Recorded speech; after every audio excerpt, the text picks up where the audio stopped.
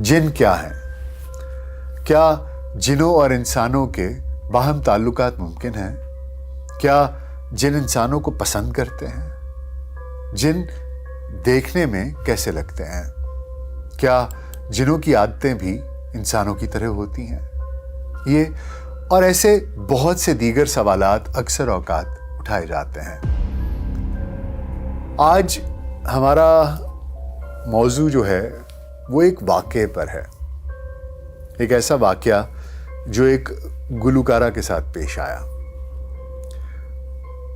जिस गुलकारा का नाम था नूरा अल-तकाका और इनका ताल्लुक कुवैत से था। तो आइए उनके इस वाक़े के बारे में जानते हैं कि उनके साथ हुआ क्या था।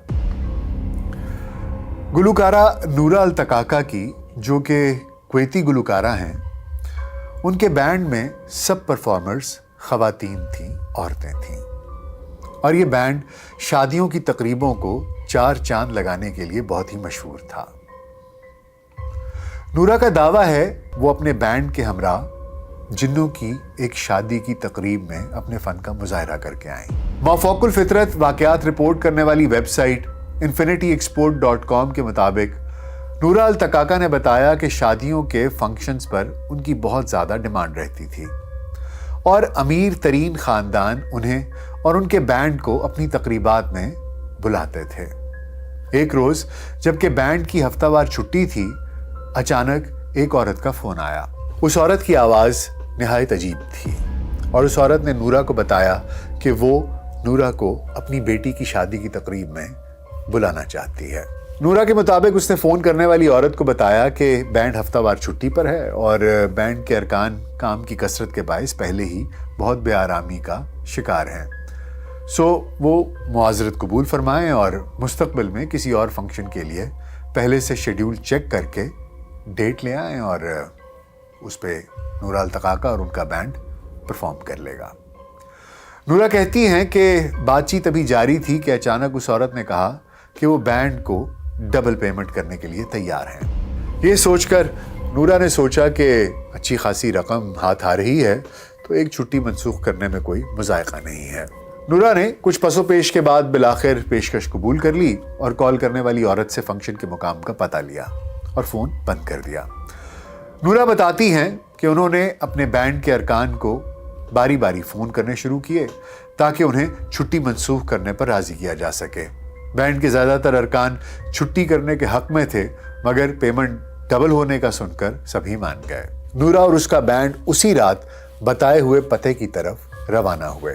नूरा के मुताबिक ऐसा उनके साथ कभी हुआ न था, मगर उस बार न जाने क्यों सारे रास्ते में उनके दिल को अजीब सा महसूस होता रहा, लेकिन उन्होंने किसी से कुछ न कहा। नूरा कहती हैं कि रास्ता भी बहुत अजीब सा था, टेढ़ा मेढ़ा, जैसे भूल भुलैया सी हो, जैसे कोई घुमा फिरा कर किसी को कहीं और से कहीं और ले जाना चाह रहा हो। अचानक सबको लगा कि वो रास्ता खो बैठे हैं। गाड़ियां इंतहाई आहिस्ता रफ्तार के साथ चल रही थीं और अभी इस बारे में बैंड के अरकान एक दूसरे से बातचीत कर ही रहे थे कि उन्हें बहुत सारे लोग इकट्ठे दिखाई दिए। जैसे ही करीब पहुंचकर पूछा गया तो मालूम हुआ कि शादी की तकरीब वहीं हो रही थी जहां नूरा अल-तकाका और उनके बैंड को बुलाया गया था। नूरा बताती हैं कि ये एक बहुत बड़ा घर था जहां म्यूजिक ऊंची आवाज में बज रहा था। नूरा और बैंड अरकान इमारत में दाखिल हुए तो उन्होंने देखा कि तकरीब में शरीक लोगों ने अजीब से मलबूसात ज़ेब तन किए हुए हैं। जिस औरत ने नूरा को फ़ोन किया था वो सामने आई, अपना तारुफ कराया और बैंड को खुशामदीद कहा। नूरा उस औरत को उसकी आवाज़ से पहचान गई। नूरा बताती हैं कि उस औरत ने जब उनके गाल पर बोसा दिया तो उन्हें यूं महसूस हुआ कि जैसे इस औरत की खाल पथरीली है और उसे एक अजीब सी हरारत और हिद्दत महसूस हुई। उस औरत का लिबास भी बहुत ही अलग सा था, जो मामूल से हटकर था। चारों नाचार नूरा ने अपने महसूसात को अपने दिल ही में छुपाए रखा और किसी पर कुछ भी जाहिर ना होने दिया। इसी औरत ने बैंड अरकान को एक कमरा दिखाया जहां उन्हें कुछ देर आराम करना था और फिर फंक्शन में गाने के लिए तैयार होना था। जब नूरा समेत सब तैयार होकर फंक्शन में पहुंचे तो मेहमानों ने रक्स शुरू कर दिया। رقص ایسا منفرد اور عجیب تھا کہ نورا گھبرا گئیں اور سوچنے لگی کہ آخر یہ کون لوگ ہیں، ایسے لوگ پہلے تو کبھی نہیں دیکھے۔ لیکن ان سب باتوں کو نوٹس کر لینے کے باوجود نورا کچھ نہ بولی۔ بینڈ نے اپنی پرفارمنس کا آغاز کر دیا۔ نورا گانا گاتی رہی اور اس کی ٹیم بھی پرفارم کرتی رہی اور تقریب کے شرکاء کا بہت ہی بے ہنگم سا رقص بھی جاری رہا۔ اب رات گہری ہو چلی تھی، بینڈ ارکان تھک چکے تھے، مگر فرمائشوں کا سلسلہ تھا کہ تھمنے کا نام ہی نہ لیتا تھا۔ اور اچانک ایک ٹیم ممبر لڑکی بے ہوش ہو کر گر پڑی۔ نورا آگے بڑھی اور جاننے کی کوشش کی کہ اس لڑکی کو ہوا کیا ہے۔ وہ اپنے ہوش و حواس کھو بیٹھی تھی۔ ابھی وہ آگے بڑھی ہی تھی کہ اس نے دیکھا کہ اس کی بینڈ کی ایک اور ممبر جیسے صدمے میں چلی گئی ہے اور ٹکٹکی باندھے مسلسل ایک جانب کو تکے جا رہی ہے۔ جیسے ہی نورا نے ادھر کو دیکھا جدھر دیکھتے ہوئے بینڈ کی وہ ممبر سن ہو چکی تھی، تو ڈرا دینے والا منظر تھا۔ رقص کرنے والوں نے اب اچھلنا کودنا شروع کر دیا تھا اور ان کے پاؤں انسانی صورت پر نہیں تھے، نہ پنجے، نہ ایڑی، نہ تلوے، بلکہ وہ بکریوں کے سم تھے۔ نورا پر بھی کپکپی طاری ہو گئی۔ وہ بھی شاید بے ہوش ہو کر گر پڑتی، لیکن اچانک اسے خیال آیا کہ وہ بینڈ کی سربراہ ہے اور اسے ہر حال میں اپنی ہمت کو مجتمع رکھنا ہے اور اس صورتحال سے نہ صرف خود باہر نکلنا ہے بلکہ اپنی ٹیم کے سب ارکان کو بھی سنبھالا دینا ہے۔ نورا کو لگا کہ اگر اس نے خوف کا اظہار کر دیا تو یہ لوگ اسے اور اس کے بینڈ ارکان کو یہاں سے جانے نہ دیں گے۔ سو نورا نے اپنے آپ کو مضبوط رکھا اور مسلسل گاتی چلی گئی۔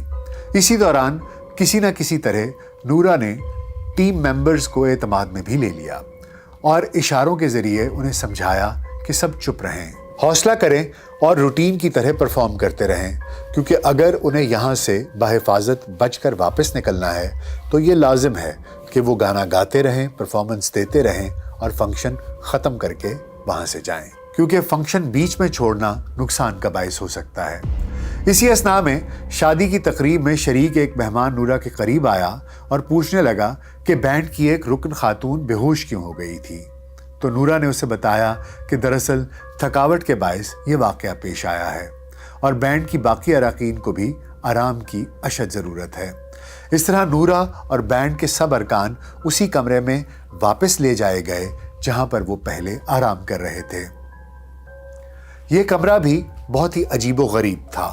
کمرے کی حالت دیکھ کر لگتا تھا جیسے 100 سال سے وہاں کوئی داخل ہی نہ ہوا ہو۔ وہاں پڑا بستر بھی بہت قدیم طرز کا تھا اور اس پر گرد جمی ہوئی تھی۔ نورا اور اس کا بینڈ اس کمرے میں ابھی آرام ہی کر رہے تھے کہ وہ خاتون جس نے فون کر کے نورا اور اس کے بینڈ کی بکنگ کروائی تھی وہ اس کمرے میں داخل ہوئی۔ اس عورت کی شکل اور اس کا حلیہ اتنا خوفناک اور ہیبت ناک تھا کہ نورا اور اس کے تمام بینڈ ممبرز نے چیخیں مارنی شروع کر دیں۔ ان پر خوف طاری ہو گیا اور وہ چیخیں مارتے ہوئے اپنا سب سامان وہاں پر چھوڑ کر اس گھر سے بھاگ نکل کھڑے ہوئے۔ اس جگہ سے سرپٹ بھاگنے کے بہت دیر بعد جب ہوش آیا تو بینڈ کو یہ معلوم پڑا کہ وہ ایک ویرانے میں ہیں۔ کچھ دیر جب ان کے ہوش و حواس واپس آئے تو سوچا کہ کیوں نہ سڑک ڈھونڈی جائے اور واپسی کا کوئی اپائے کیا جائے۔ تب نورا اور اس کا بینڈ سڑک کی تلاش میں چلنا شروع ہوئے اور کافی دیر چلنے کے بعد انہیں سڑک دکھائی دی۔ رات کا ایسا پہر، تمام خواتین کا بینڈ اور ویران سڑکیں، اور اوپر سے ان سب پر خوف طاری تھا۔ کافی دیر چلنے کے بعد انہیں وہاں پر ایک شخص دکھائی دیا۔ وہ شخص ان تمام خواتین کو رات کے اس پہر میں اس ویرانے میں دیکھ کر حیران ہو گیا اور ان سے سوال پوچھا کہ وہ یہاں کیا کر رہی ہیں۔ نورا نے اس شخص کو اپنی تمام کہانی اور تمام داستان سنائی۔ نورا کی کہانی سن کر اس شخص پر بھی خوف طاری ہو گیا، لیکن اس نے اپنی گاڑی میں نورا اور اس کے بینڈ کو لفٹ دی اور انہیں ان کے گھروں تک بحفاظت پہنچا دیا۔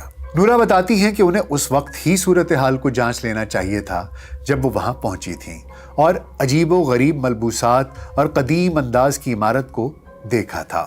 نورا کے مطابق جب وہ گا رہی تھیں تو مسلسل اس کے کانوں میں سرگوشیاں ہوتی تھیں، جیسے کچھ لوگ اسے کہتے جاتے ہیں کہ बस गाती जाओ, गाती जाओ, गाती जाओ। तुम्हें अंदाज़ा तक नहीं कि तुम्हारा गाना हमें किस कदर पसंद है। नूरा के मुताबिक वो इन सरगोशियों को अपना वहम ख्याल करती रहीं, जबकि दर हकीकत ये उन जिनों की सरगोशियाँ थीं जिनकी शादी के फंक्शन पर उन्हें बुलाया गया था। नूरा कहती हैं कि दुल्हा दुल्हन के मलबूसात भी इस दुनिया के ना लगते थे। नूरा